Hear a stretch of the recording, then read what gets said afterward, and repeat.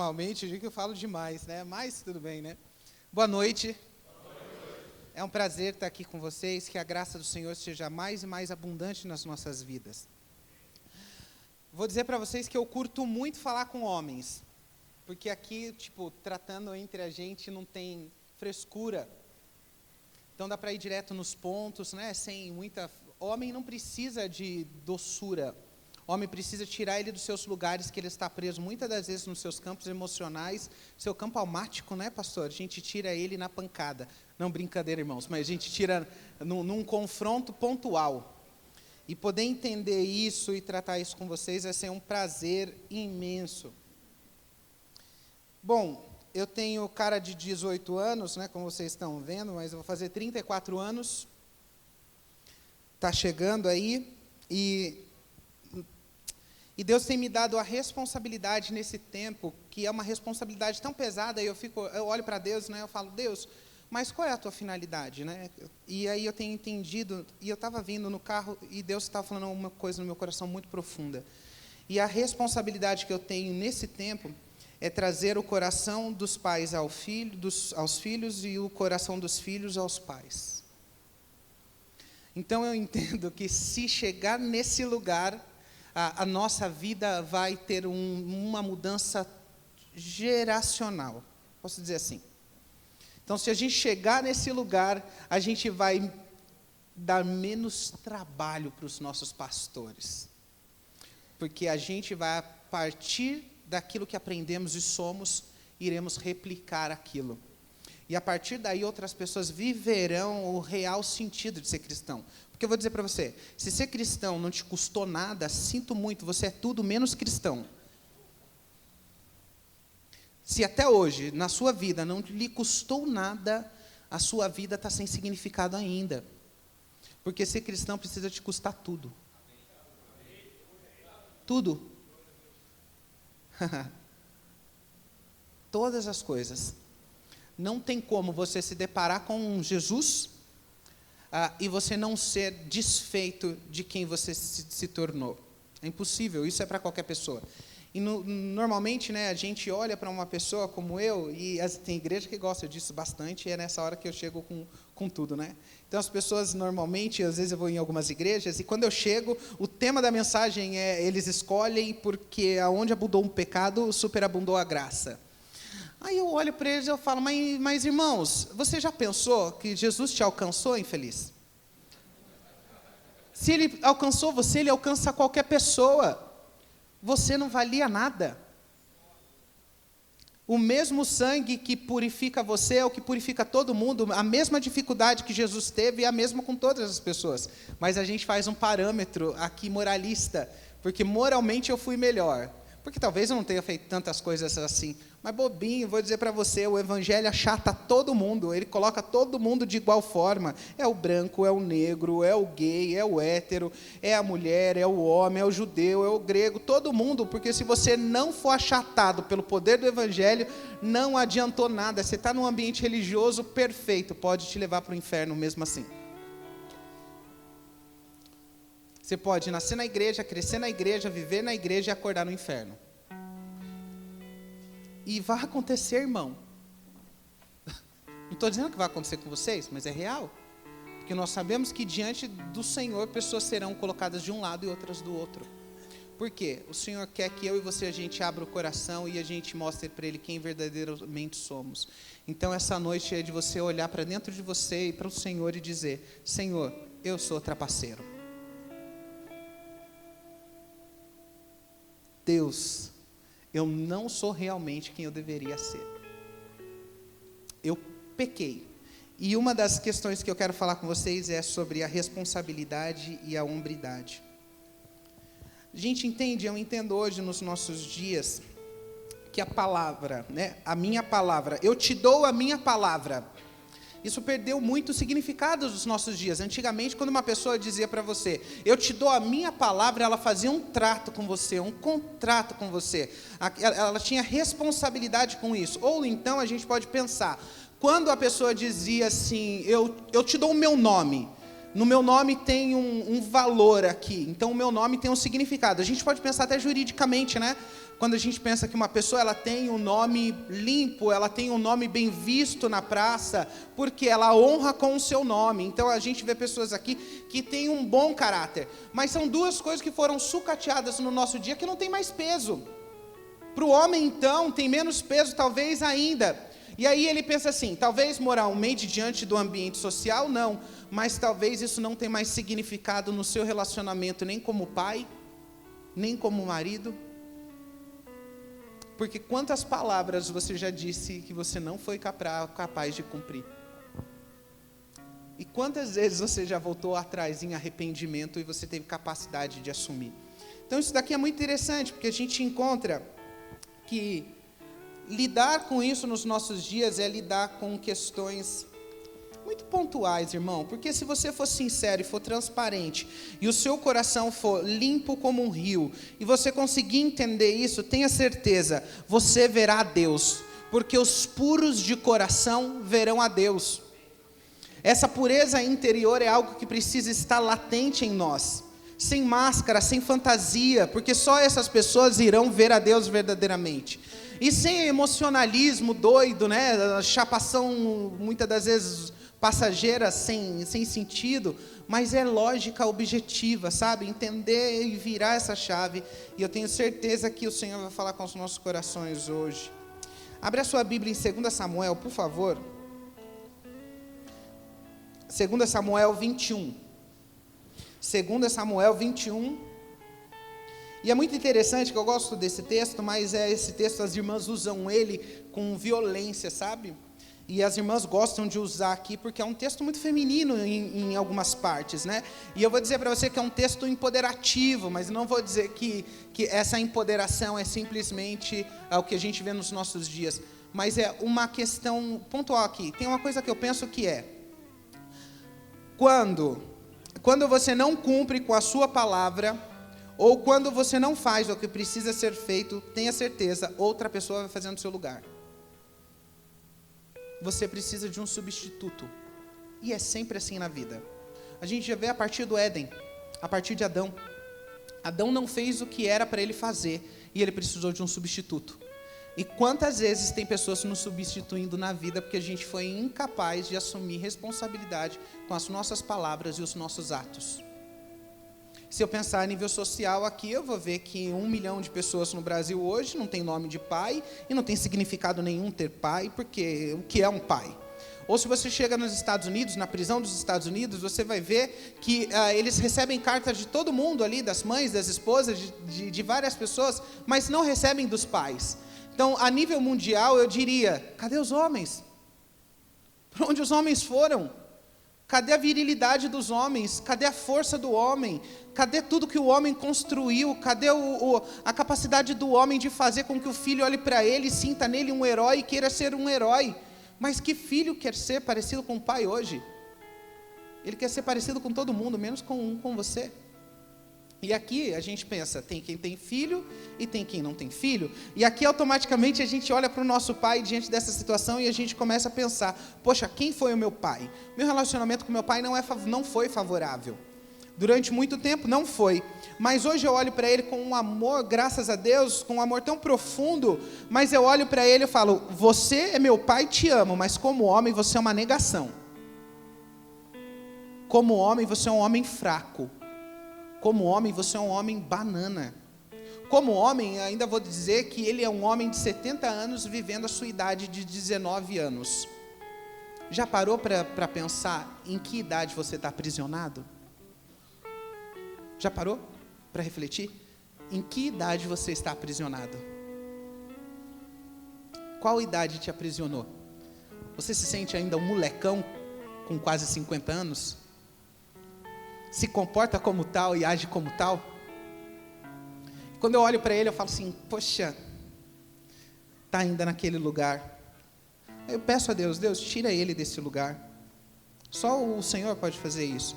Mas eu tenho certeza que aqui é uma provocação para que eu e você, a gente consiga enxergar. Então, uma primeira provocação para você para você olhar para dentro do seu coração e ver em que idade você está aprisionado. Diz assim, 2 Samuel 21. Nos dias do rei Davi, houve uma fome de 3 anos consecutivos. Davi consultou o Senhor e o Senhor lhe disse: é por causa de Saul e a sua família sanguinária, porque ele matou os gibeonitas. Então o rei chamou os gibeonitas e falou com eles. Os gibeonitas não eram dos filhos de Israel, mas do resto dos amorreus. Os filhos de Israel lhes tinham jurado poupá-los, porém Saul procurou destruí-los no seu zelo pelos filhos de Israel e de Judá. E Davi perguntou aos gibeonitas: o que vocês querem que eu faça por vocês? E que resgate lhe darei para que vocês abençoem a herança do Senhor? Os gibeonitas responderam: a nossa questão com Saul e com a sua casa não tem nada a ver com prata nem com ouro. Também não pretendemos matar pessoa alguma em Israel. Então Davi disse: o que vocês disserem, isso farei por vocês.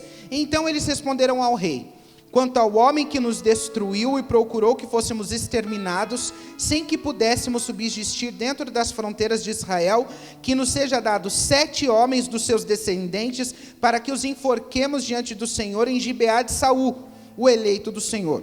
E o rei disse: eu vou dar. Mas o rei poupou Mefibosete, filho de Jonatas, filho de Saul, por causa do juramento feito ao Senhor e feito a Davi e Jonatas, filho de Saul.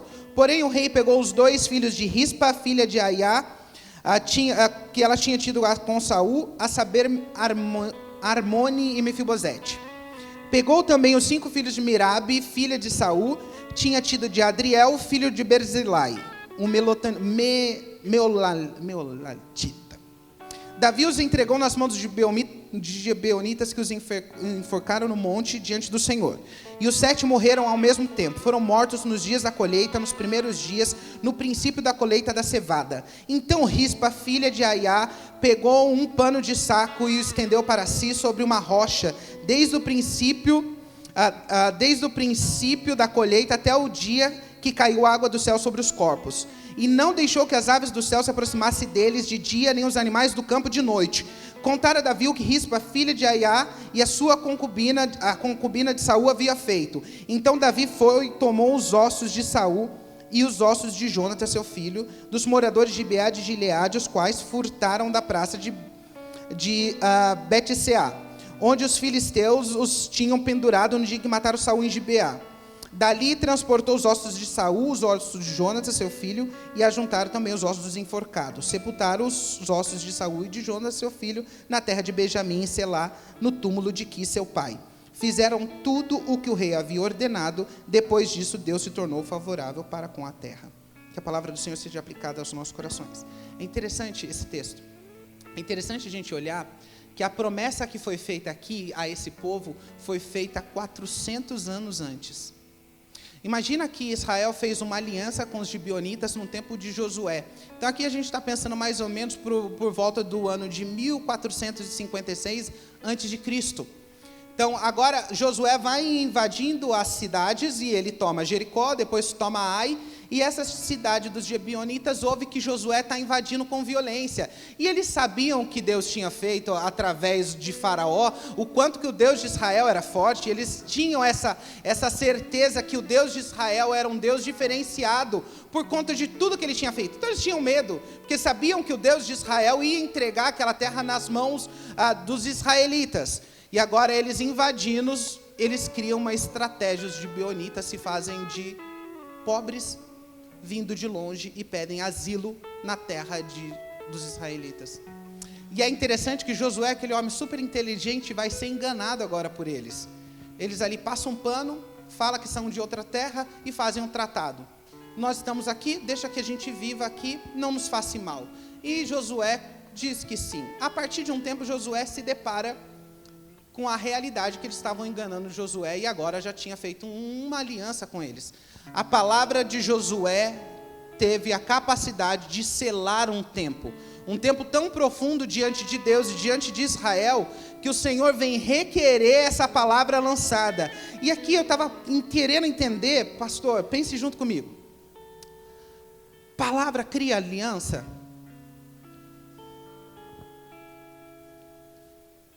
Palavra cria aliança? Se palavra criar aliança, estamos fritos. Porque a gente faz aliança até cantando. as nossas palavras precisam ser palavras pensadas. Caso contrário, vão ser palavras jogadas ao vento.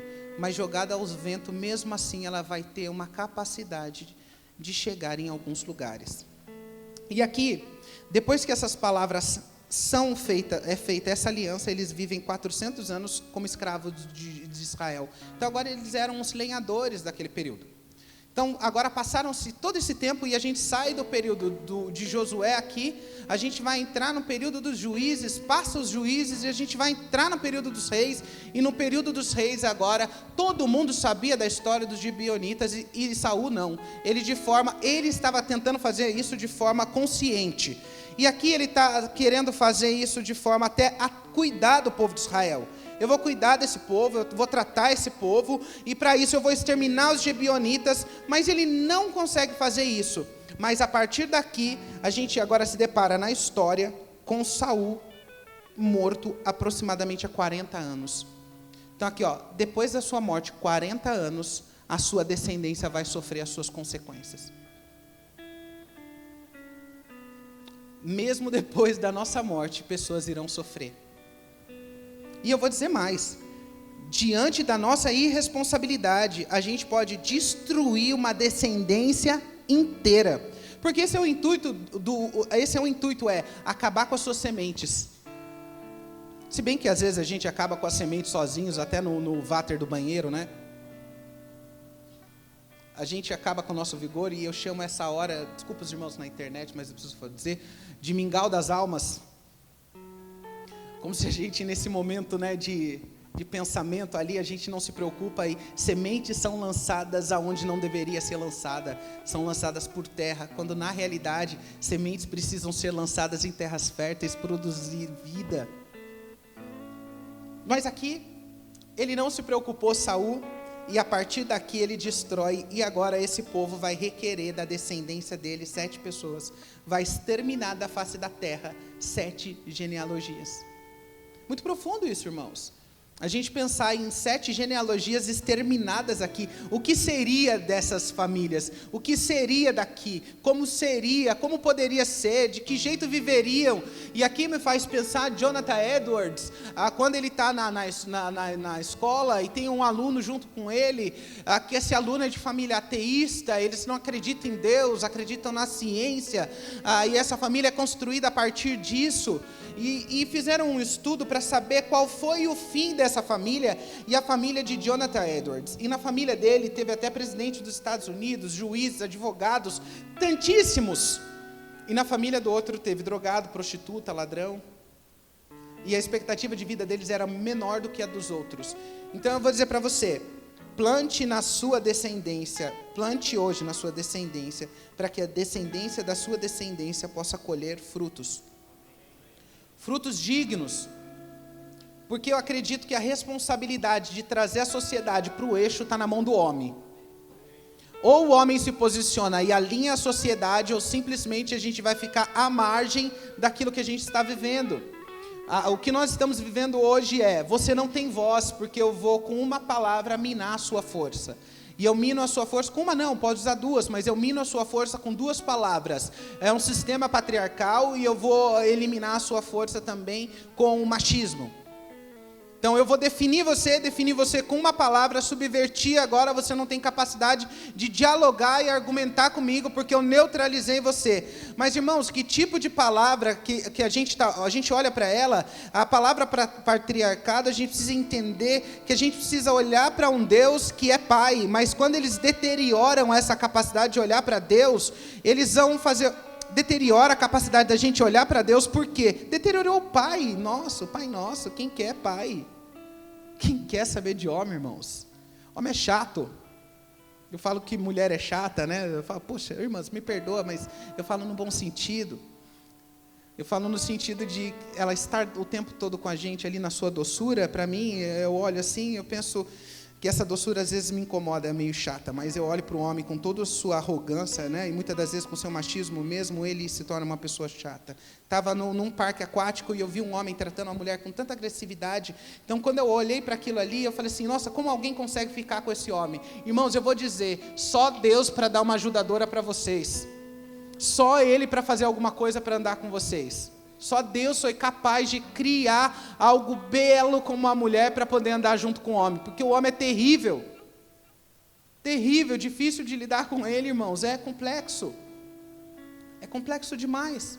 Ao mesmo tempo que a gente está na caixa do nada, a gente está na caixa da incapacidade também de olhar para o futuro e olhar para os lugares e conseguir apontar destino. O homem é o detentor do destino. É muito engraçado, porque Deus deu a cabeça para ele. Isso aqui é muito interessante. Então, quando eu olho aqui, agora, por culpa de Saul, por culpa dele, essa mulher aqui vai se deparar com uma realidade hoje, que é defender corpos moribundos. E aqui eu digo para você, quantas mulheres estão defendendo corpos moribundos em nossos dias? Quantas mulheres estão lutando pelo seu filho que foi para a droga? Quantas mulheres estão lutando pelo seu filho que é prostituta no meio da rua? Quantas mulheres estão nos hospitais cuidando dos filhos quando os pais nem sabem que eles existem? Quantas mulheres estão fazendo coisas absurdas como essa mulher foi capaz de fazer diante daquela situação? Porque eles já estavam mortos, mas o corpo deles estavam sendo exposto à humilhação. E ela pega a capa e fala, não, eu vou ficar aqui de dia e de noite, nem os abutres vão comer vocês, nada vai acontecer com o corpo de vocês, vocês não vão ser envergonhados, vocês não vão ser humilhados, eu ainda vou estar aqui. E isso chama o favor do rei. O rei olha para ela diferente. Quantas mulheres estão fazendo isso na sociedade? E eu vou começar aqui a abrir um espaço para a gente pensar. Põe aí, irmão, que agora eu acho que entra, agora vai. Põe para mim aqui. Fechou. Aqui sou eu, criança, aqui é minha mãe. Lindo, né? Batismo, criança, bonitinho, né? Aquela coisa legal. A gente está num batismo católico, minha família acreditava, como muitos brasileiros acreditam, se você não batizar a criança, ela morrer, ela virar uma penada, né? O povo acreditava, então minha mãe foi batizar a gente, para que a gente não virasse alma penada. Tem os dois lados aí, né? Mas eu vou ficar mais para esse lado aqui, beleza, manos? Só por hoje. E aqui, eu tô com ela e com meu pai, e aqui o relacionamento parecia aquele relacionamento que teria tudo para ir para sempre. Sabe por quê? Porque é engraçado que a gente fala assim, até que a morte nos separe, mas a morte é mais próxima do que a gente pensa. Porque essa morte, muitas das vezes, é a morte da sua capacidade de saber viver com aquilo que você disse. Então, agora eu quebro o meu trato e até que a morte nos separe, é até que outra pessoa nos separe, ou até que o meu coração nos separe. Isso aqui foi a realidade, né? Os meus pais são casados, nós somos em seis filhos. Foi eu?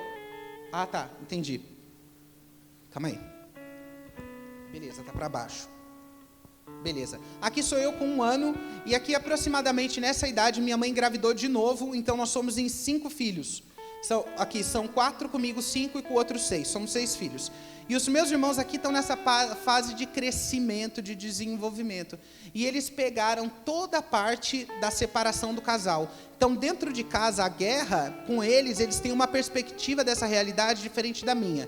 Então, eles conseguem enxergar para o meu pai com um olhar que aqui, meu pai ainda estava mais jovem, estava em torno entre os seus 30 até os seus 36 anos, era um cara que trabalhava bem, trazia boas coisas para casa, então eles têm uma ótica do meu pai.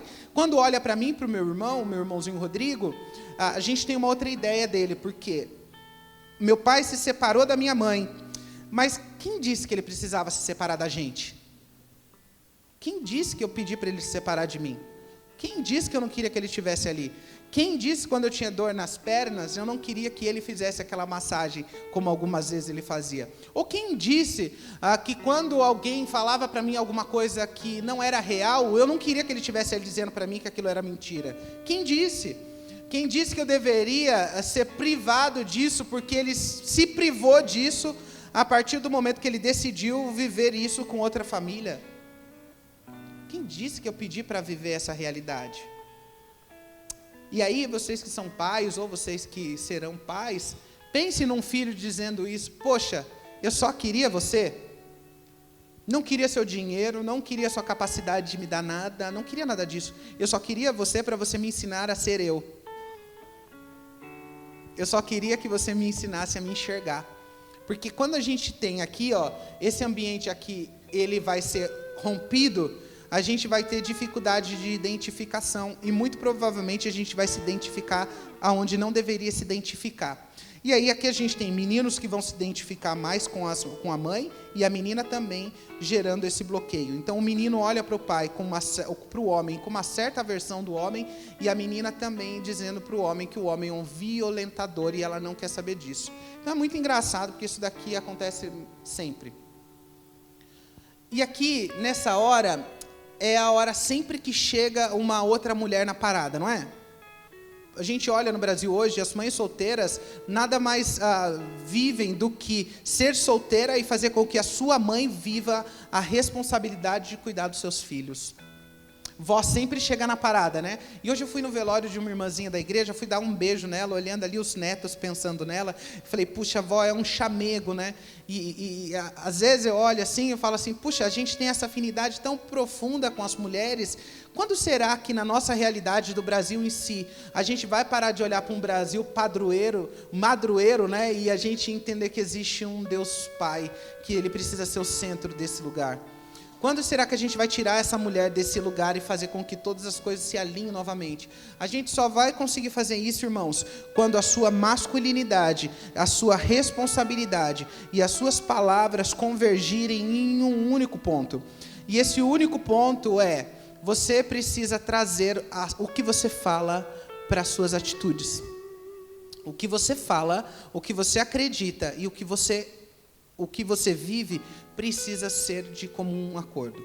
E aqui eu estava pensando, antes de ontem, e eu falei, Deus, o nosso problema foi, durante muito tempo, pensando na problemática da igreja geral, a gente foi capaz de trazer as pessoas para dentro da igreja, para fazer elas se sentirem bem dentro desse ambiente. Então tem pais religiosos que levam os filhos a vida toda para a igreja, levou a vida ele para esse lugar, onde aqui eles sentem um pouco, né, entre os irmãos, alguém está mais quente ali, a presença de Deus aparece. Só que esses pais foram incapazes de mostrarem que vivem para a glória de Deus. Incapazes. Eu vivo para o ambiente religioso, mas não para a glória de Deus. Porque eu chamo a presença de Deus só no ambiente religioso. Dentro de casa não é manifesta a presença de Deus. Se você deseja que o seu filho viva profundamente na presença de Deus, mostre para ele o caminho. Mostre para ele como chegar nesse lugar. Porque uma vez que ele sentir, presenciar e provar da presença de Deus constantemente, em outro lugar ele não vai querer viver. Ele vai querer continuamente esse lugar, porque é um lugar de plenitude, de satisfação, é um lugar de alegria, é um lugar que a gente se completa. Como é bom poder sentir a Deus. E Davi já diria, Senhor, não te afaste de mim, não afaste o teu espírito de mim, porque ele sabia que sem o espírito, sem a presença de Deus, ele morria. Mas será que nós conhecemos a presença de Deus? Será que nós sabemos o que é isso verdadeiramente? Será que nós sabemos onde que é esse lugar onde depois da conversão a gente não quer mais viver em outro lugar, onde vale a pena morrer para os meus sonhos, para os meus desejos e viver intensamente isso? Será que a gente sabe chegar nesse lugar? Será que a gente consegue entender que realmente esse é o lugar prazeroso da vida? Tenho dúvida. Aqui sou eu com 6 anos, né, aquela foto de escola. Puxa, quem é aqui do ano de 1980 aqui vai lembrar, muita fotinho, né? A gente não tinha opção, tirava como dava, né? Não tinha como escolher, era aquelas que tinha. Mas nessa época, com 6 anos, foi muito engraçado, porque uma criança bem aparentável, pequenininha. E eu vou dizer para vocês, irmãos, essa é a hora que os violentadores mais chegam. Os abusadores chegam com violência nessa idade, seja menino, seja menina, de comum forma aqui, irmãos. Não pense você que não chega. E de que pessoas chegam na maior parte das vezes? Primos, parentes próximos e muitas das vezes até irmãos. Até diante dos nossos olhos. Peguei um jovem para aconselhamento, esses dias, um tempo atrás. Ele disse para mim, Robert, eu decido deixar minha namorada e viver a homossexualidade. Eu falei para ele, mano, tu tem certeza? Ele falou, eu tenho. Eu falei, então vamos fazer um trato entre eu e você. Senta comigo 5 vezes para a gente conversar durante 5 semanas e eu vou direcionando você e você vai prestando conta para mim durante a sua semana. Ele falou, beleza. Durante 5 semanas ele veio e eu levantei algumas intercessoras e falei, vamos orar por ele. Ferozmente. A gente começou a interceder e ele veio. Na terceira semana ele disse assim para mim: Robert, eu não quero mais deixar a minha namorada. Eu entendo que isso é uma ilusão. E aí, dentro desse aconselhamento, ele disse para mim a seguinte coisa. Falou: Robert, há 3 anos eu tenho relacionamento sexual com meu irmão todos os dias dentro de casa. Todos os dias. Ele estava em conflito de identidade. E o irmão dele não. E aqui é a maior realidade dos nossos dias. Homens que não tiveram problemas, né, enquanto a sua heterossexualidade, mas que adoram promiscuidade. Isso aqui é o clássico da atualidade. E é o clássico, no entanto, quando a gente vai falar com pessoas que vivem na homossexualidade, na transexualidade, que seja, para elas, o homem causa muita aversão, por quê? Porque a gente sabe o que eles fazem quando ninguém olha. A gente sabe nos escondidos o que passa na cabeça do homem, o que o homem é capaz de fazer. E o homem que eu estou dizendo aqui é pai de família, irmãos. Pai de família, com a aliança bonitinha dele, assim. E eu falo, vivi da prostituição há muitos anos, me prostituí no Brasil, na Europa, conheço mais de 3 continentes, vivendo da prostituição, irmãos. Os clientes só são homens casados. A minoria não é. Então, a fábrica de fingimento está dentro da heterossexualidade, só que a heterossexualidade, ela é um manto de perfeição. Eu diria mais, a heterossexualidade encobre uma multidão de pecado. Jogou a capa ali, meu filho, você está escondidinho, passa batido, blindado, você passa por alguns, mas os olhos do Senhor estão em todos os lugares, sonda toda a terra. Não dá para fugir ali, não. Você pode se esconder por onde for, de quem for, suas atitudes, suas emoções, o que você faz, o seu não controle, o seu não domínio próprio, a sua incapacidade de dialogar. Você pode fazer tudo isso, mas os olhos do Senhor te sondam. Só que aí a gente olha para essa realidade onde as pessoas criam uma certa aversão.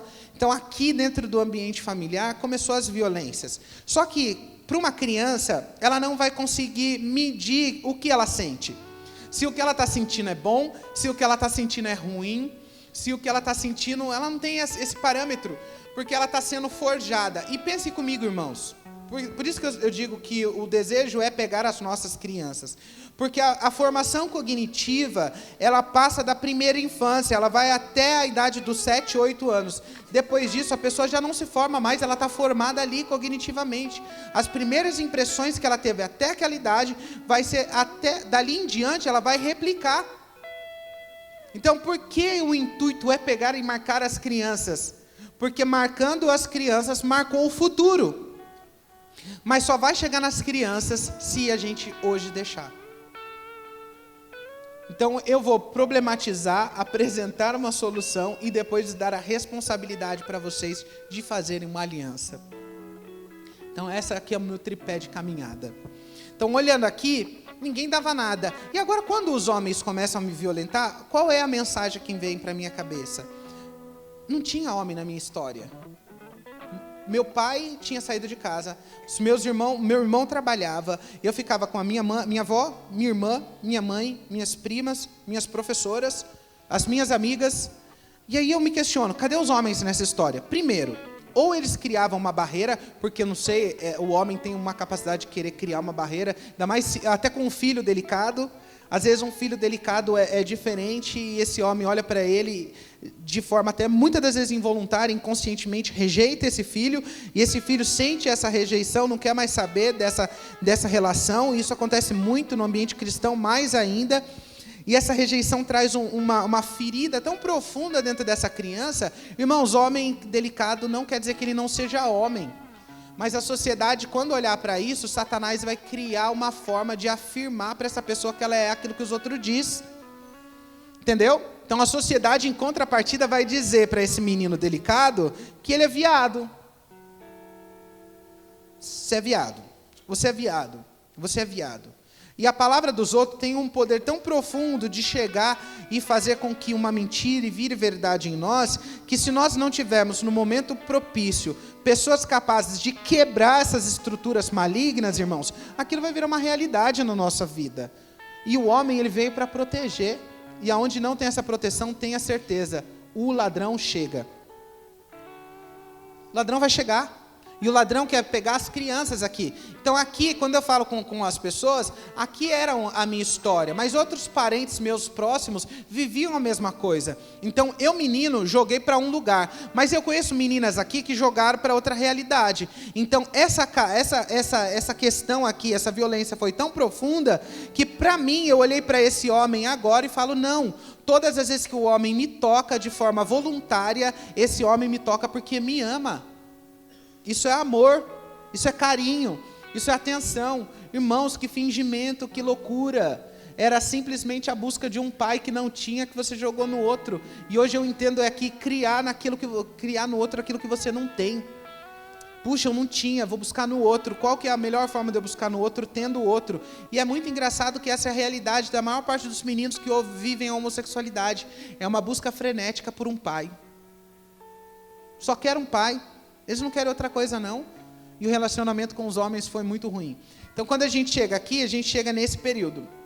E é muito interessante que a minha irmã, nessa época, ela colocou para fora tudo isso, ela colocou no crack, foi usuária de crack, pesou 37 quilos. E eu chegava em casa, falava para ela, Jana, não faz isso. Eu com 7 anos, irmãos, que criança de 7 anos vai chegar para sua irmã e dizer não faz isso? Só que nessa hora, foi a hora que o diabo, muito astuto, ele fez eu ir para a casa de um amigo meu chamado Biratã. Puxa, o Biratã já morreu.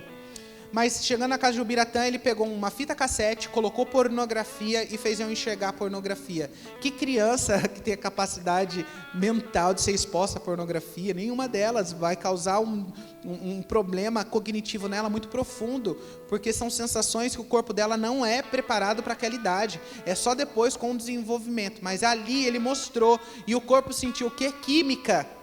Então imagina pegar uma criança de 7 anos e você dar química para ela. Ela sentiu a química natural, ela vai querer o quê? Química de novo. Química de novo, vai replicar um comportamento viciante. Aqui é o segredo na questão de pornografia. É o corpo, quando se trata na questão da área da sexualidade, por isso que a Bíblia manda a gente fugir, porque você não vai controlar. Não tem controle, é químico. Você está pego, rodou, já era. O gatilho foi profundo. Por isso que lidar hoje com pornografia na igreja é uma responsabilidade urgente. Porque é pecado oculto, ninguém vê e está entranhado geral. Desde o mais velho até o mais novo. Até na criança de 5 anos. Como chegou lá? De que forma o inimigo conseguiu atingir a criança? Estava na Jocum ministrando em Campinas no ano passado, e uma das mulheres que estavam ali, ela só lidava com questão de abuso sexual. E ela disse que o menino de 5 anos estava se masturbando o tempo todo, tocando no pênis, e o pênis ereto. Imagina, irmão, 5 anos. Então a mãe leva ele no médico, para o médico entender o que está acontecendo, para o médico, ter esse momento, para a psicóloga compreender. E aí a psicóloga disse para a mãe, mãe, seu filho foi exposto à pornografia. Irmãos, que tipo de responsabilidade nós temos de entregar para as crianças algo que leva elas para dentro de um mundo ou fantasioso ou muitas das vezes real? Então a criança fica sozinha, Satanás vai marcar ela. A gente precisa proteger as crianças urgentemente. Urgentemente, irmãos. Nós precisamos, como igreja, hoje, se posicionar a favor das crianças, pensando nelas. Só que não parou por aí. Essa criança de 5 anos colocou a boca na vagina da sua irmãzinha de 1 ano. Pô, irmãos, tá pior do que a gente pensa. A gente fica só achando que está no básico, né? Está tão pior do que a gente pensa, que aí quando a gente pensa na questão dos gêneros e das multifacetas do gênero, a gente vai encontrar nos Estados Unidos pessoas que estão se mudando ao ponto de poder ser 600 pessoas em uma. E a gente vai se deparar com essa realidade, claramente, a gente vai se deparar dentro das nossas igrejas.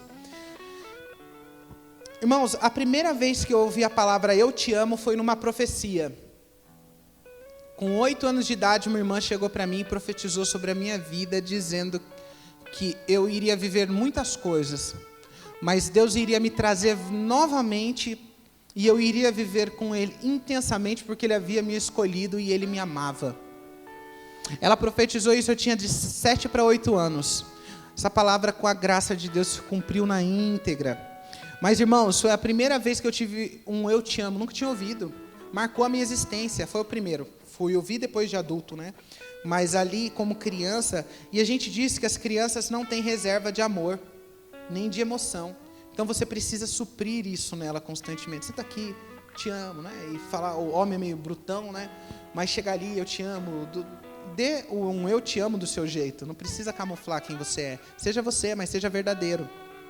Não precisa de muito. Seja quem você é, mas que você seja verdadeiro, você seja real. Seja transparente, irmão. Joga na real. Isso faz toda a diferença. E aí a minha irmã e o meu irmão foram para o crack. Nessa época eu fiquei na igreja. Então, depois que eu ouvi essa profecia do eu te amo, eu fiquei na igreja dos meus 8 anos até os 15 anos de idade. Então eu ficava dentro daquele ambiente e era engraçado, porque quando meu cabelo ia começar a crescer, o pastor Edivaldo sempre chegava e falava, Robert, vamos cortar seu cabelo? Eu falava, por quê, pastor? Ele falou, você fica muito delicado com esse cabelo. Então eu falava, tá bom, pastor, vamos lá cortar. Porque era engraçado, porque era certo tipo de referência que eu não via, certo tipo de cuidado que não tinha. Então quando ele chegava e fazia isso, eu deixava. Mas enquanto o pastor Edivaldo fazia isso, ele tentava chegar próximo, no outro ambiente as pessoas começaram a me tratar no feminino muito profundamente.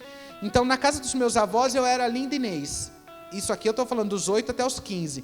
Então dentro desse ambiente que eu passei dentro da igreja, foi o mesmo ambiente que foi construído de forma espiritual uma falsa identidade na minha cabeça. Naquela primeira vez que eu vi a pornografia... Quando eu vi o homem subjugando a mulher, e todas as vezes que eu pensava que o homem fazia aquilo com uma mulher porque era amor, então eu trouxe na minha cabeça que ser mulher era bom. Ser homem não era bom. Ser homem era ruim. Então ser mulher era bom porque os homens tratavam as mulheres bem. E eles só sabiam me xingar, me maltratar, ou eles só sabiam tocar no meu corpo infantil. Então eu criei essa barreira, agora eu vou criar uma identificação. E aqui acontece com a menina violentada. Então a menina, ela é violentada na sua sexualidade, alguém toca nela de forma indevida, e agora normalmente quem toca são os homens, e agora ela cria uma aversão pelo homem. Eu não quero saber do homem porque ele é um violentador. E aqui é um ambiente favorável para a gente construir mulheres lésbicas. Porque a mulher não vai violentar ela, a mulher vai tocar nela de outra forma. E aqui ela criou essa barreira. Então, irmãos, isso aqui é muito real. Eu dizer para vocês que isso aqui é toda a realidade da coisa, não. Eu acredito que está na queda, a partir da queda tudo é deteriorado, todo mundo está podre, todo mundo precisa nascer de novo, todo mundo é obra morta. E aqui, se a gente pensar que no mundo existe só 2 tipos de pessoas, os vivos e os mortos, aqui minimiza a gente chamar as pessoas pelo pecado delas. Minimiza. A gente para de olhar as pessoas pelo pecado dela, que o pecado dela não é a identidade de quem ela é, tira isso da cabeça, mas a gente olha para o cara está morto, precisa de reviver, precisa viver, precisa de ser vivificado. Então os nossos olhos mudam. Então a gente para de olhar, o cara é gay, não, o cara está morto, ele precisa viver. Você precisou viver, eu precisei viver, nós precisamos viver. Se nós necessitávamos desse sopro, os outros necessitam. Então aqui a gente já olha com outro parâmetro, né? Pô, o cara está morto, que Deus chegue ali e faça com que ele viva. Então, dentro desse percurso todo, agora o meu irmão rouba o traficante. Irmão, vocês estão ligados que roubar o traficante é moiado. Pegar a droga do traficante. Minha irmã tinha roubado 100 pedras de crack. Deus foi bom e deu livramento para ela. Mas para o meu irmão, não deu não, irmãos. Os caras veio na dele. Só que minha irmã, nessa época, ela estava dentro de um bar. E quando ela está dentro do bar, o Espírito Santo vai ali, do lado dela, noiada de crack, e abre os olhos dela. Como num passe de mágica, sabe? Nessa hora ela olha para o corpo dela e ela se enxerga. Fala, o que eu estou fazendo da minha vida? O que eu estou fazendo comigo? E vai lá para casa. Chega em casa, a minha avó era católica e tinha uma imagem de Jesus assim. E ela olha para aquele Jesus, e é muito engraçado, né? Deus é terrível. Ela olha para aquele Jesus e fala para ele, Jesus, se você é real, muda a minha história. Se você existe mesmo, me muda, eu estou aqui. Eu não quero mais viver isso.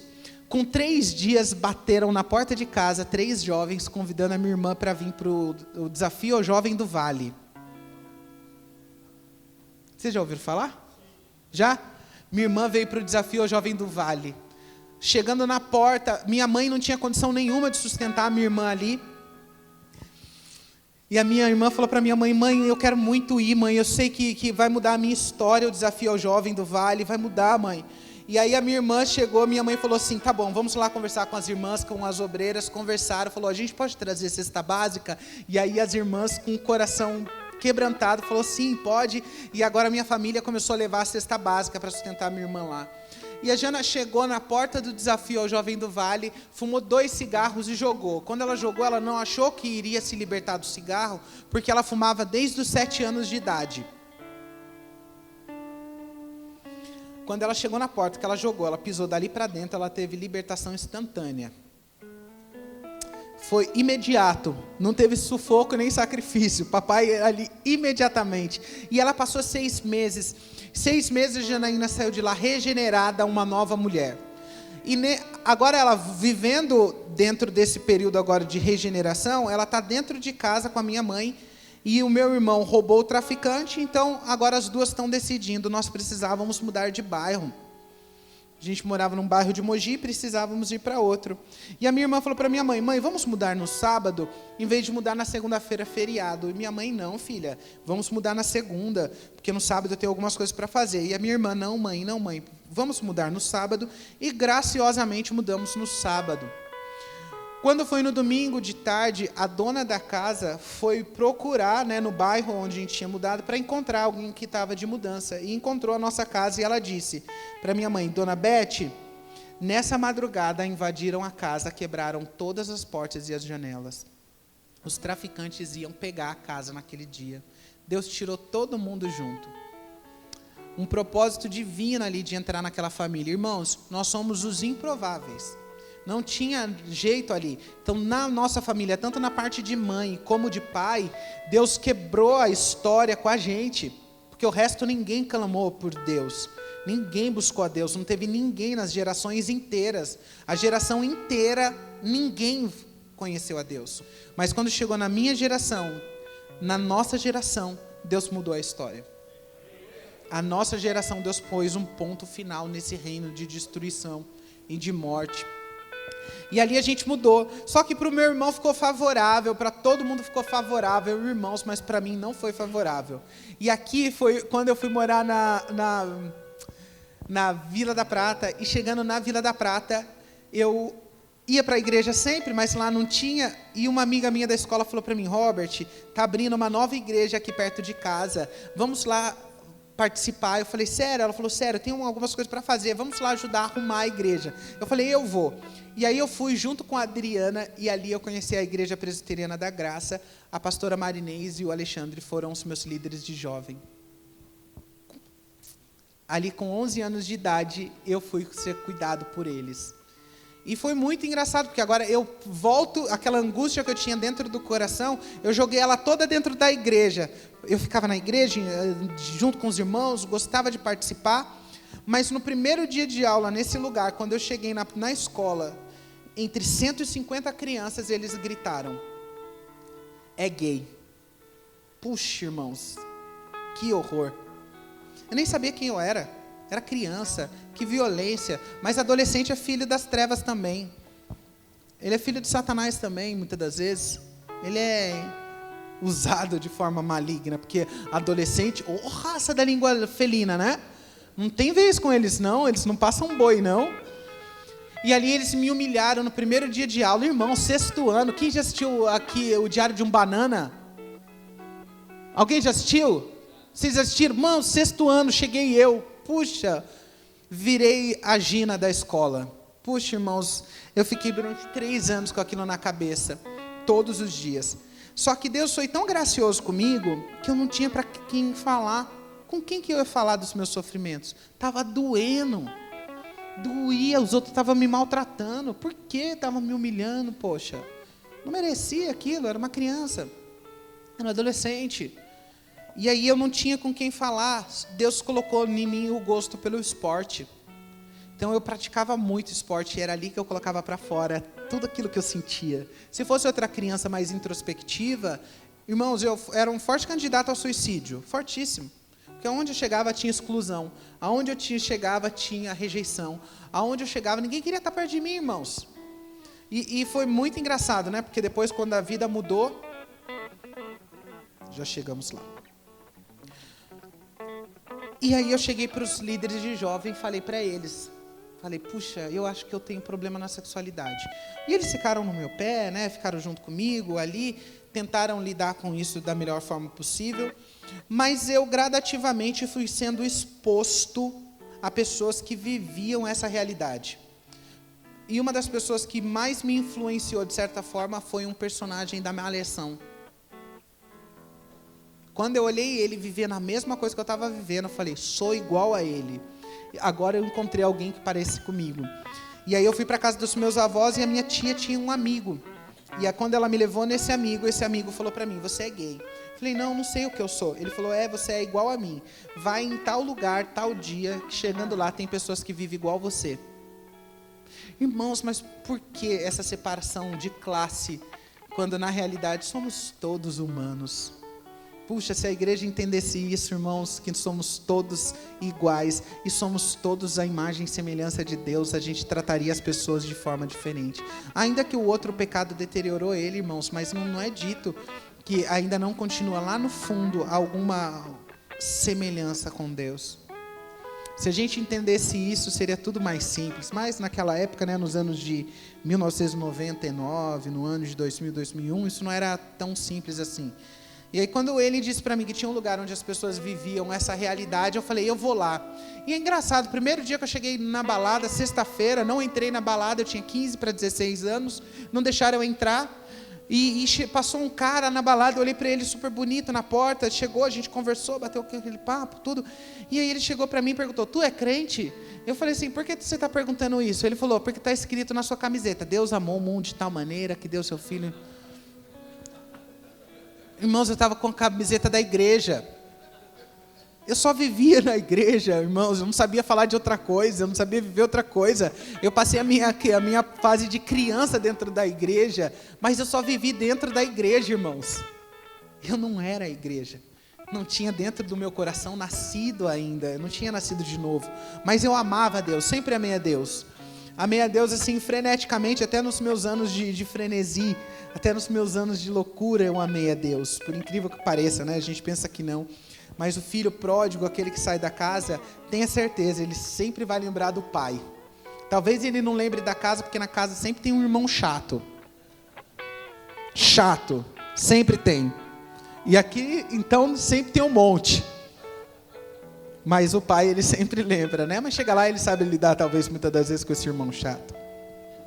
Irmãos, depois desse dia, foi uma sexta-feira, aí eu não pude entrar, mas foi a primeira vez que eu fiquei afetivamente com alguém.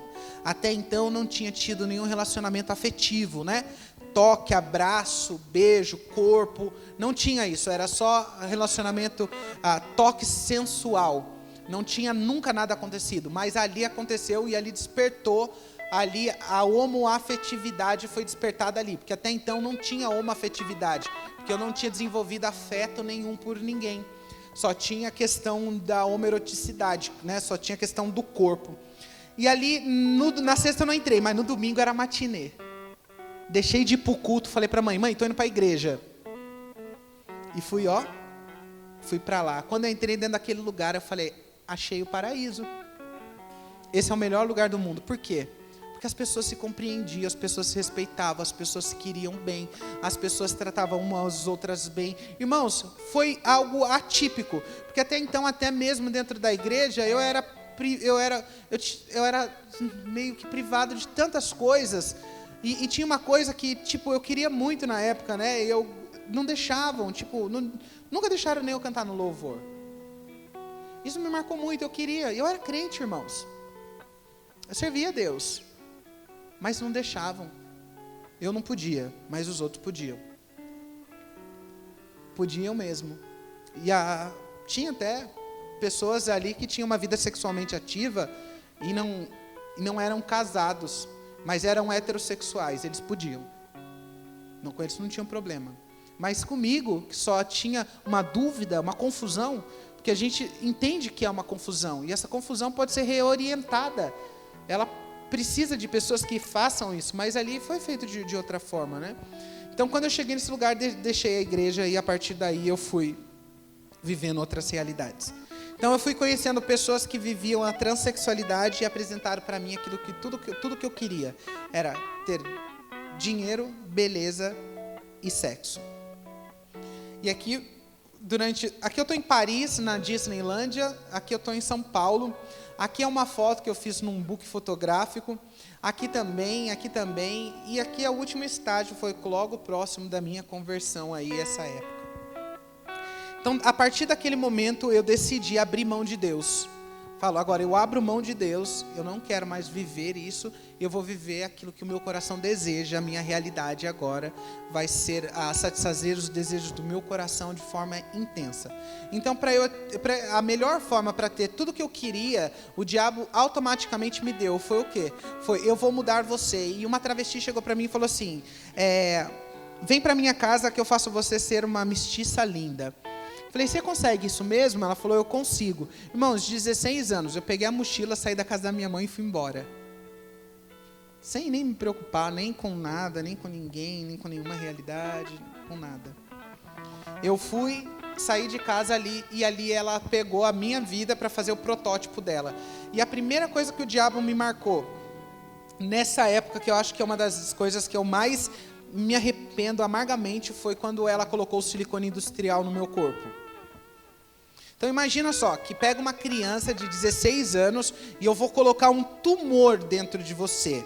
Eu vou colocar um produto dentro de você que ele mistura com todo o seu corpo, e só que esse produto, ele tem data de validade e ele não sai. Eu ponho, ele não sai e ele tem data de validade. Loucura, irmãos. Loucura. Mas ali não tinha essa. Aí eu perguntei uma vez para as meninas, né? Falei assim para ela, Sheila, mas isso aqui sai? Ela fala, sai, fica tranquilo que sai. Irmãos, que sai nada. Eu conheço gente defeituosa, gente que morreu, gente que ainda depois de velho está tendo problema, e gente que vai morrer por conta disso. Mas ali era a falta de informação da época, não dava, então a gente precisava mudar rápido, e a melhor forma de mudar era isso. Então ela usou essa oportunidade para fazer isso. E agora a Sheila me deu uma rua para me prostituir, uma casa para dormir, e todas as estéticas que eu precisava para mudar.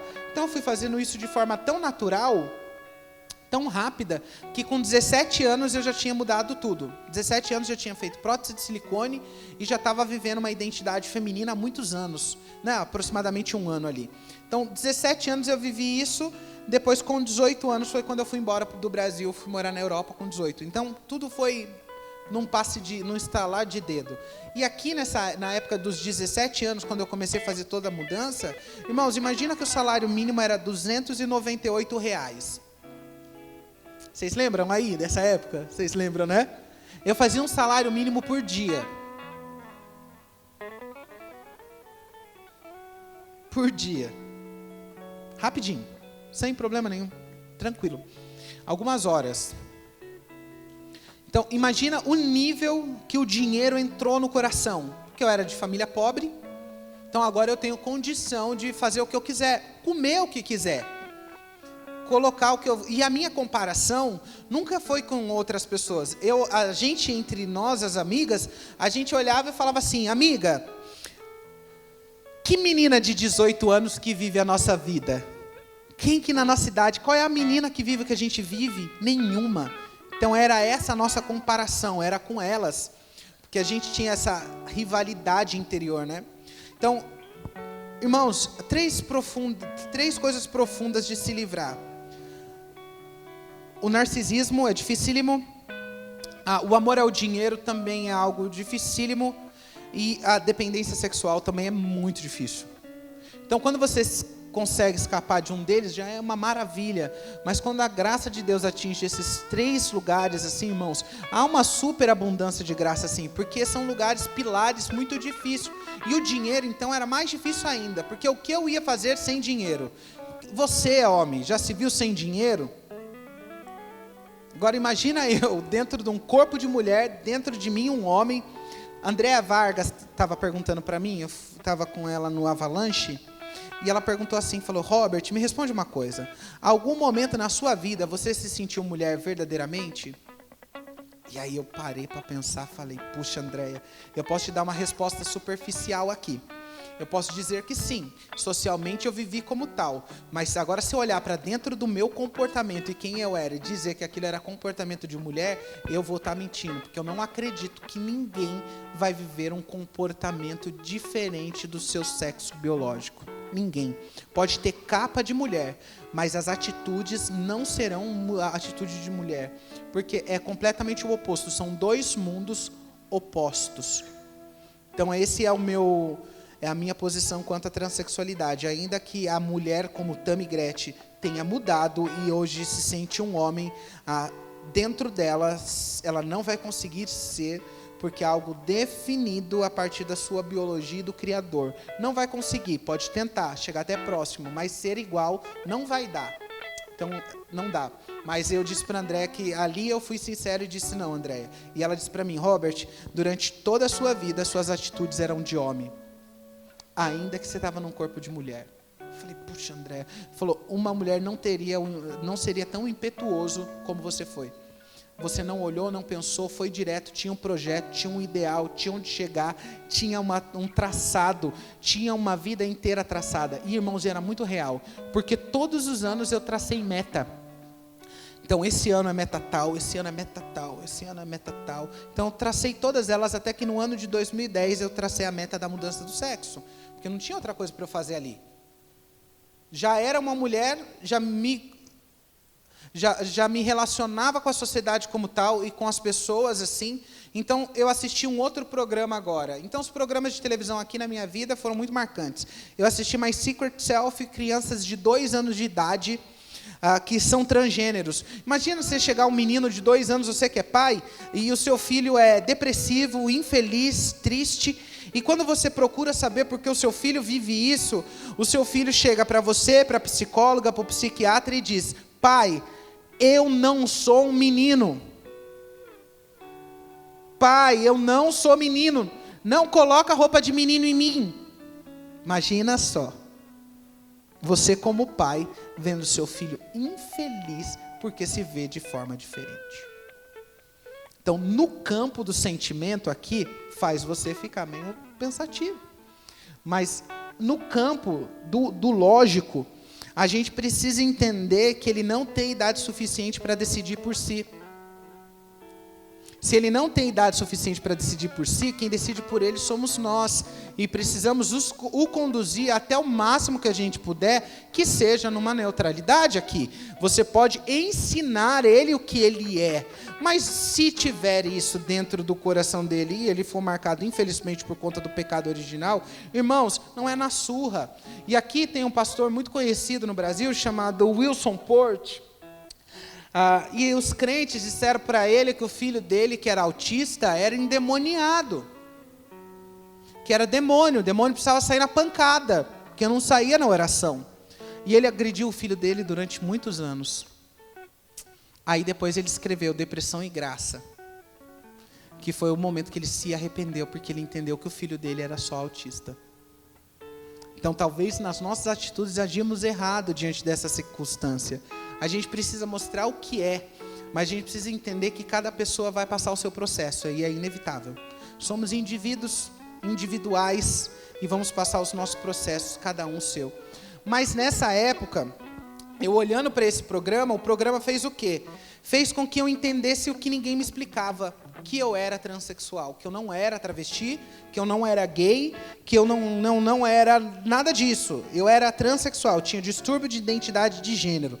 Dizendo de forma científica ou dizendo de forma teórica, é a incompatibilidade da mente com o corpo.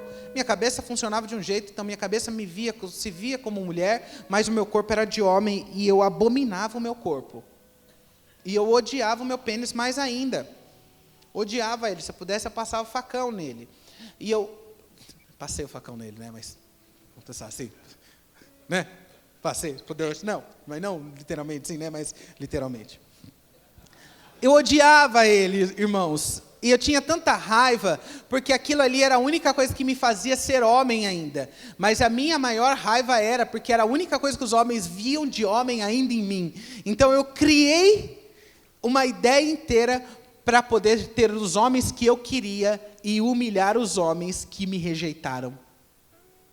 Então agora eu pego os homens, vou subjugar eles à minha beleza, vou arrancar deles o que eles têm, e agora eu vou humilhar eles pelo tanto que eles me humilharam nessa vida. Então, inconscientemente, eu estava agindo dessa forma, sem pensar. Então eu trazia a eles a humilhação, que era dizer, eu sou uma mulher bonita, e você é obrigado a pagar para estar com uma mulher bonita, se você quiser.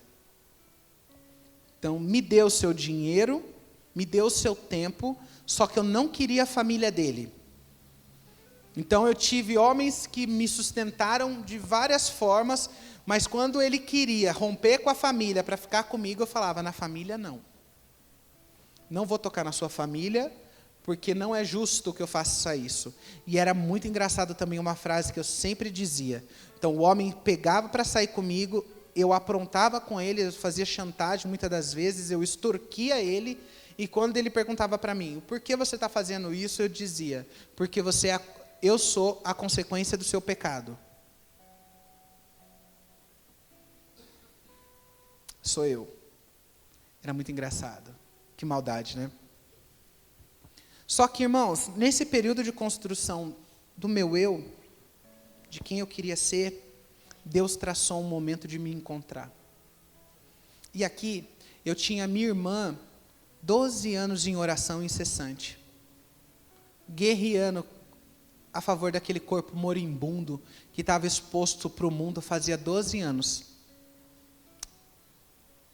Ela estava ali, muito gentil, irmão? Thank you. Ela estava lutando ali, e as igrejas se levantaram. Então aqui, minha mãe, minha irmã e as igrejas começaram a se levantar em oração.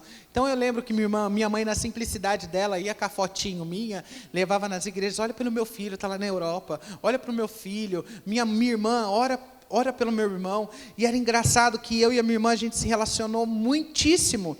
Então a gente era unha e carne, mas a minha irmã nunca falou de Jesus para mim. E aí você se pergunta, por que ela nunca falou? Fala, irmãos, não precisa, o desviado já sabe. A gente perde tempo onde é desnecessário, porque a gente é burro. Já sabe, irmãos. Deixa Deus fazer a obra dele, você faz a sua. Lute numa outra região. Busque isso em outro lugar. Ganhe isso em outro lugar. Pegue isso no campo de batalha diferenciado. Traga à existência aquilo que não existe. Traga a conversão onde não há. A palavra não vai chegar e fazer o seu objetivo total ali, vai criar aversão muitas das vezes. Mas agora orar no coração de Deus, se arrepender pelo pecado do outro, irmãos, isso aqui é só para valente. Se arrepender do pecado dos outros aqui é para Moisés, quando Deus está querendo destruir o povo, ele se coloca como intercessor, então mata eu. Se coloca nesse lugar, Deus mata eu, mas não mata essa pessoa que não te conhece. E a minha irmã fazia isso constantemente. E ela fala para mim, filho, tinha vezes que eu estava em casa e o Espírito Santo me levantava 4 horas da manhã, filho.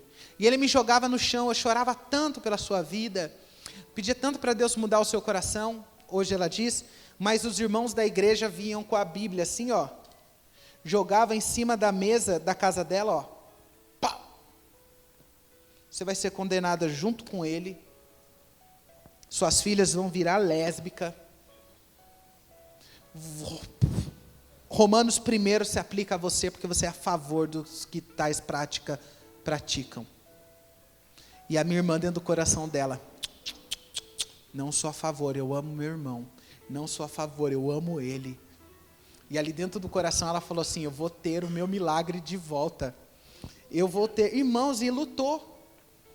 Então quando eu penso para essa mulher do texto, eu penso para essa mulher lutando essa realidade. E eu vi a minha irmã lutar isso. Então, para ela é um privilégio muito grande.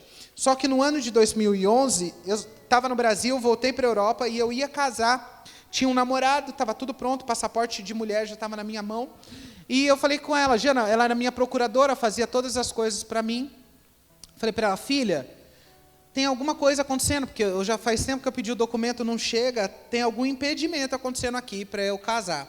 Aí foi a primeira vez em 12 anos que ela disse assim: filho, vou te dizer uma coisa. Eu falei: o quê? Ela falou: o Espírito Santo manda eu te dizer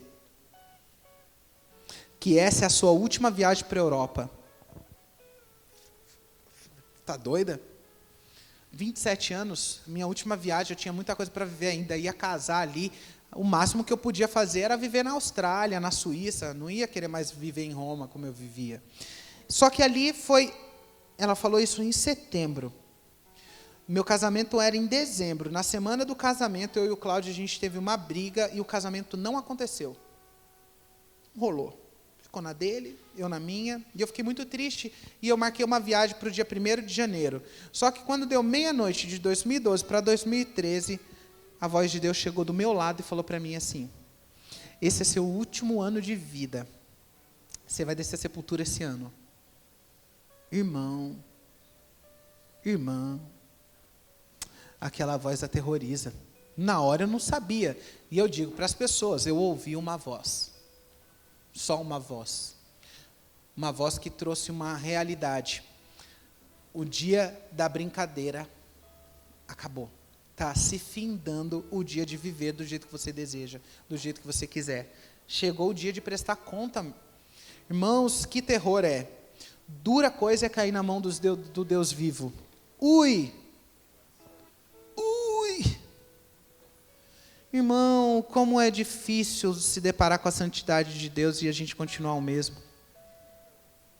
Como é difícil. Beleza.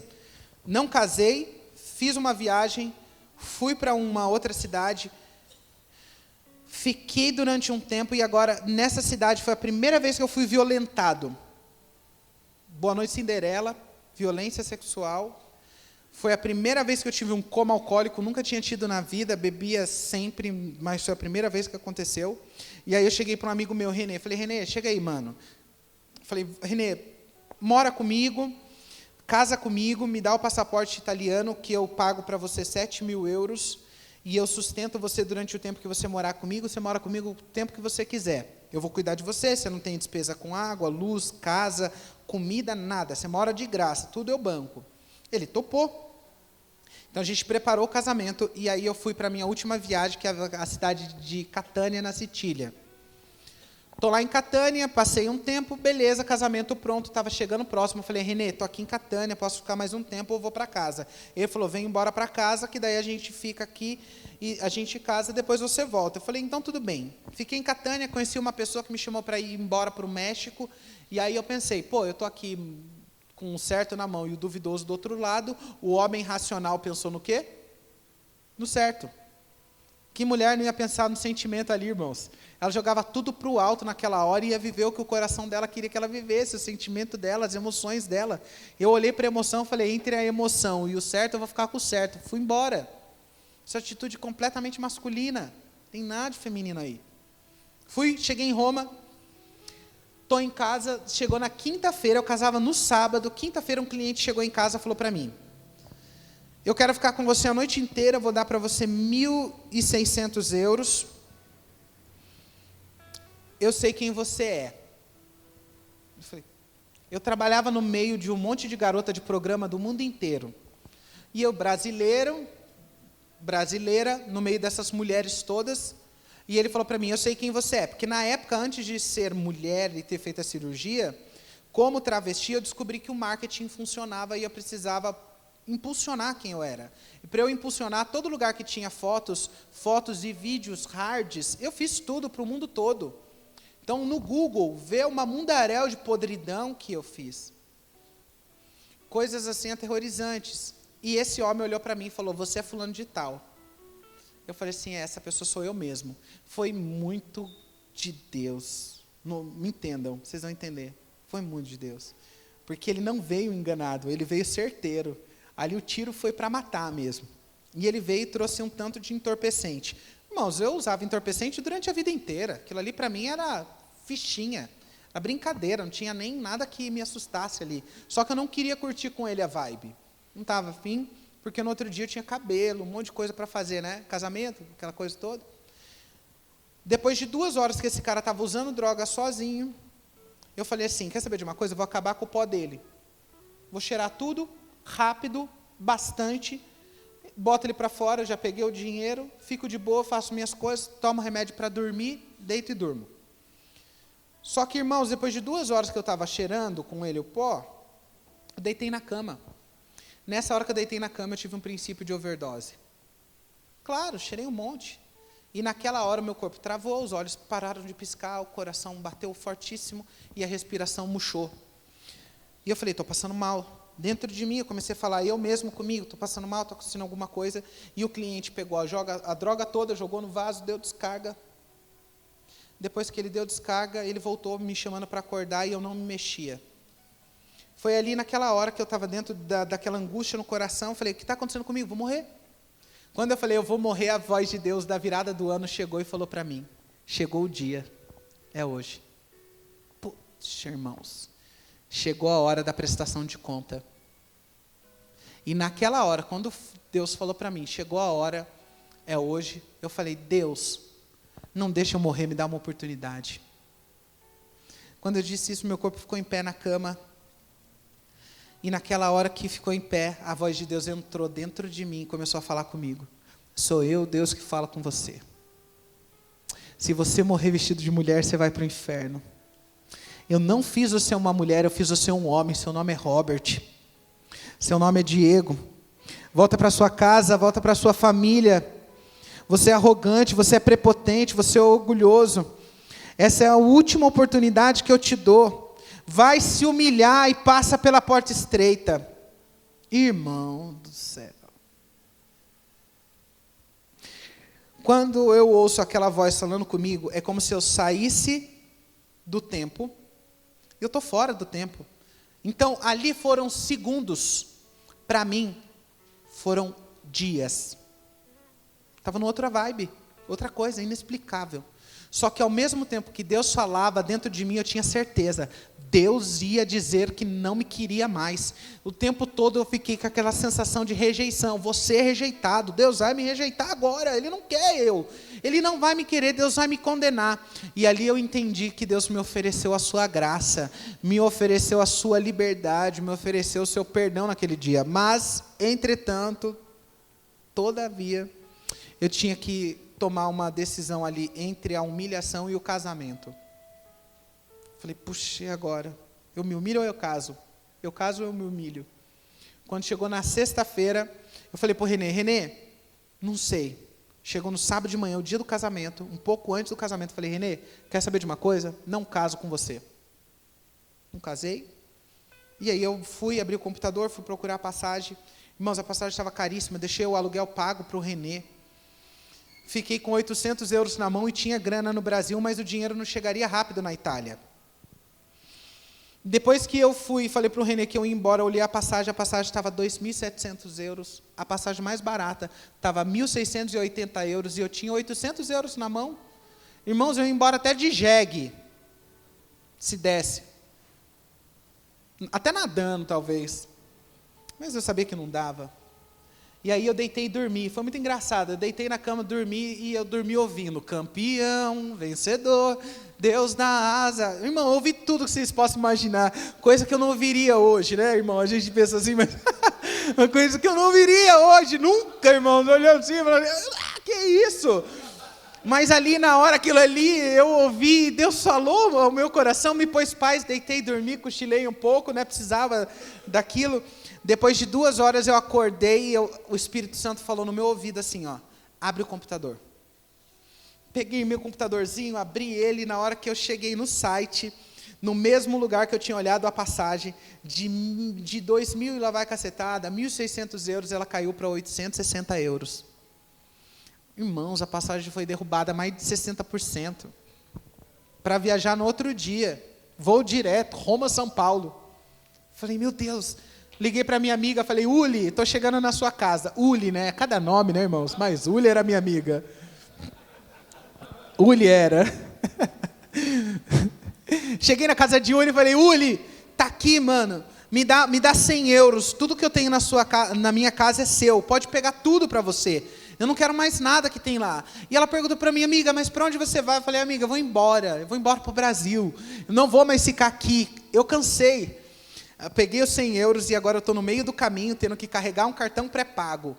Eu falei, meu Deus, mas o correio está fechado, hoje é sábado, como que eu vou carregar o cartão pré-pago? Eu vou andar a cidade de Roma inteira, morava na região de San Giovanni. Falei, eu vou andar todo esse lugar aqui, não vou conseguir carregar. Falei, puxa, Senhor, na terça-feira não tinha limite. Cheguei no primeiro tabacaio e falei para ele, moço, quanto que tu tem aí de limite? Aí ele disse, 860 euros. Falei, puxa, dei 860, ainda fiquei com 40 para pegar o táxi e o ônibus para ir embora. Irmãos, na risca. Ainda dava para comer o McDonald's. Lá era 5 euros um Big Mac, né?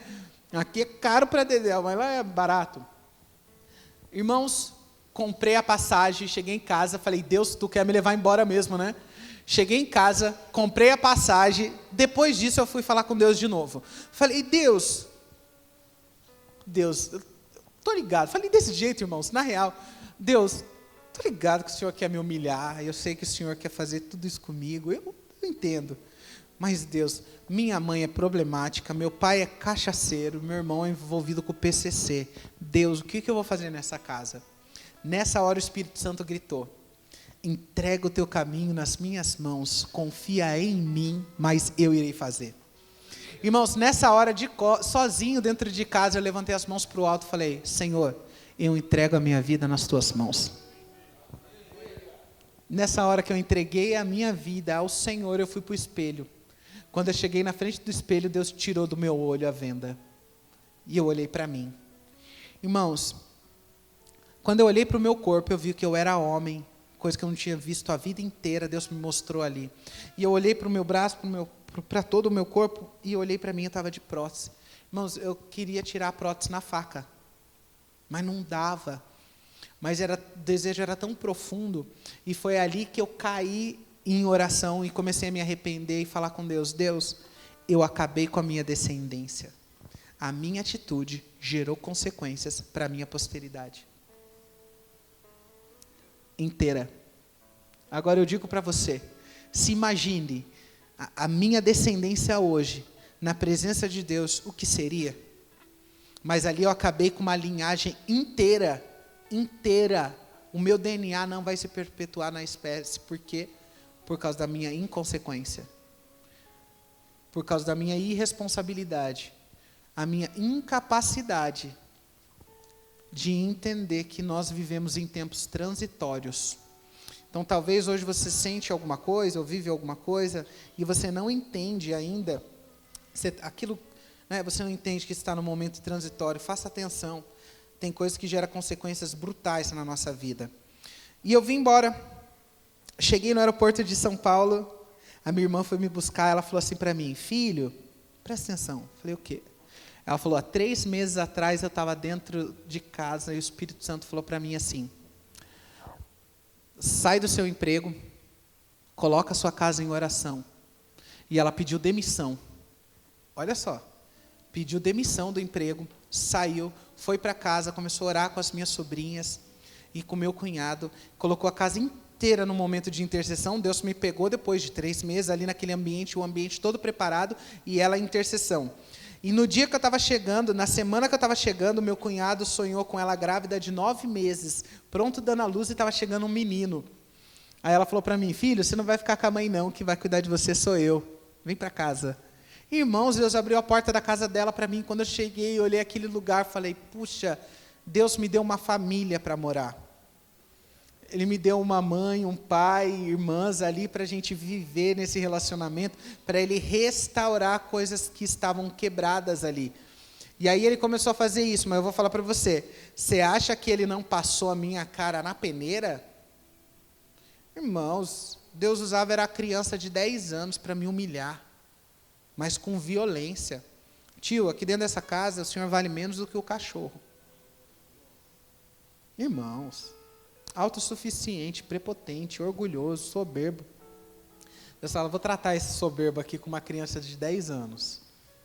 E eu tinha que abaixar a cabeça. Porque eu entendia, eu falava, Deus, me ajuda só a continuar, Senhor. Me ajuda só a permanecer firme. E ali eu fui vivendo cada fase. Depois de um mês, eu fui tirar a prótese correndo. Quando cheguei na cirurgia plástica, ela falou para mim assim: Robert, você precisa entender que a igreja precisa aceitar você como transexual. A igreja precisa entender que você precisa se aceitar assim. Você nasceu assim. Eu falei para ela: doutora, eu não estou perguntando o que a senhora pensa. Eu quero só o seu trabalho. Eu só quero que a senhora quer tirar a prótese. Eu pago. Quanto é? Eu pago. Está aqui, doutora. Mas eu creio no Deus que falou comigo. E ela foi, tirou a prótese, estou aqui com a minha irmã. E aí a gente tem vivido. Essa é minha irmã. Quando a gente pensa naquela senhorinha do coque, irmãos. A gente estereótipa as pessoas. Mas é uma jovem, uma moça jovem de 40 anos que decidiu lutar pelo corpo moribundo do irmão. Decidiu ir para a guerra com força. Essa mulher, imagine você na guerra. Imagine você nessa luta.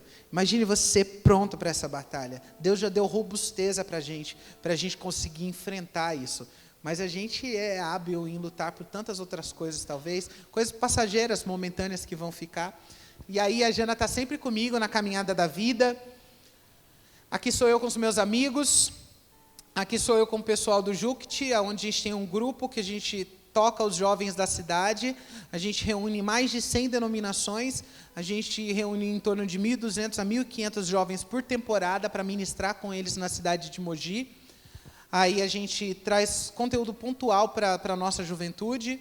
Aqui sou eu com a minha chefe, o meu amigo. Sou eu com a Glícia, minha amiga também. Josué, meu pastor amigo, meu querido. E aqui sou eu com o meu pastor e o meu amigo dormindo. Ele sempre está com a boca aberta, a gente tem que pegar ele nessa época. Aqui sou eu o antes e o depois. E aqui ministrando na igreja do Nazareno, com o pastor Anderson. Curto demais o pastor Anderson, tenho um carinho por ele. E aqui sou eu na Rede Record, mostrando para as pessoas que é possível mudar. Aqui no Super Pop também, mostrando para as pessoas que é possível mudar. Enfim, estou eu aqui dizendo para vocês que é possível mudar.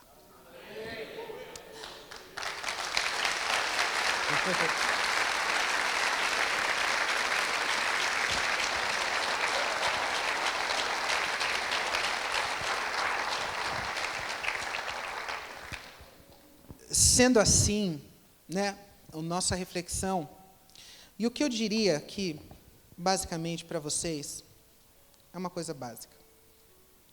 Posso deixar isso aqui para o coração de vocês, que eu acredito que isso aqui é pontual. Nós precisamos pensar nisso. Pense aqui. Eu quero fazer você entender o que é a palavra educar. O que é educar alguém? Essa palavra vem do latim, que significa educare, que significa instruir, treinar ou criar. E a derivação dela é de duas palavras, que é a preposição ex, que quer dizer para fora, e ducere, que quer dizer guiar, conduzir e liderar. A conotação original dessa palavra, portanto, é de conduzir alguém para fora de si mesmo, para outra realidade e outro mundo por meio da instrução. Aqui mora a nossa problemática a nível mundial, e as suas consequências são desastrosas, porque nós somos incapazes de educar.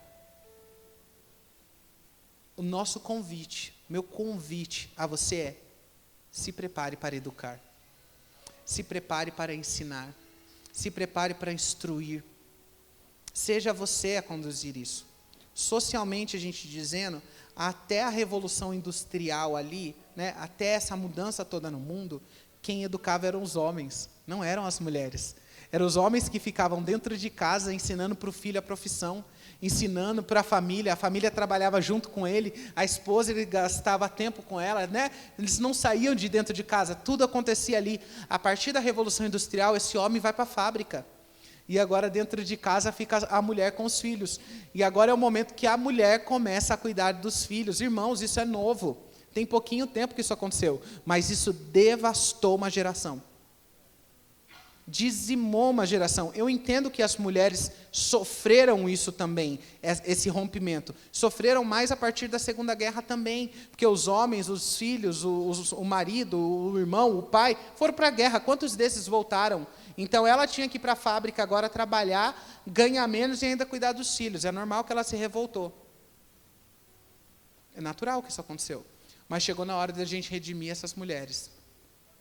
Chegou na hora da gente refazer as estruturas da hombridade e a gente ter responsabilidade com o que a gente fala. Tu fez um voto com a tua esposa, cumpra com esse voto. Você fez um voto com seu filho, cumpra com o voto que você fez aos seus filhos. Você fez com os seus líderes, cumpra também. Porque isso faz parte da nossa responsabilidade como homem. E agora eu vou dizer para vocês que o nosso alvo como educadores cristãos e como homem é de instruir e treinar a próxima geração a pensar e viver para a glória de Jesus Cristo. É aqui o segredo. É aqui o lugar. Nós não vivemos para outra coisa senão para a glória de Deus. Então mostre que você vive para a glória de Deus. Demonstre nas suas atitudes que você glorifica a Deus com as suas atitudes. Dentro de casa, no seu trabalho, na sua vida e também no seu ambiente de como igreja. Aqui vai fazer você morrer. Isso aqui vai fazer você nascer uma outra pessoa, ser outra pessoa. Se a gente trazer para o nosso filho que a finalidade da nossa vida é viver para a glória de Deus, a gente vai fazer com que as crianças de agora entendam o verdadeiro sentido da vida, que é viver para glorificar a Deus. Vamos minimizar dor e sofrimento no futuro. Então a gente tem aqui uma caminhada de 20 anos, seja muito bem-vindo. É comigo e com você que as coisas vão se ajeitar. É com a gente, a responsabilidade é nossa. Mas você precisa ter atitude, se comprometer, ter responsabilidade com o que você fala e fazer. Falar é fácil, fazer é para poucos. Colocar a mão ali e ir para frente desse campo de batalha, isso é para poucas pessoas. E aqui, se nós falharmos nisso, né, coisa que a geração já falhou, se nós não cumprirmos o mandato de educarmos a próxima geração para a glória de Jesus Cristo, acima de todas as coisas, não pensemos que o altar da mente e do coração dos nossos filhos irá ficar vazio. A única forma para que isso aconteça é que paramos de sermos superficiais e vivemos apenas uma fé institucional e a gente vive uma vida na alma e não no espírito.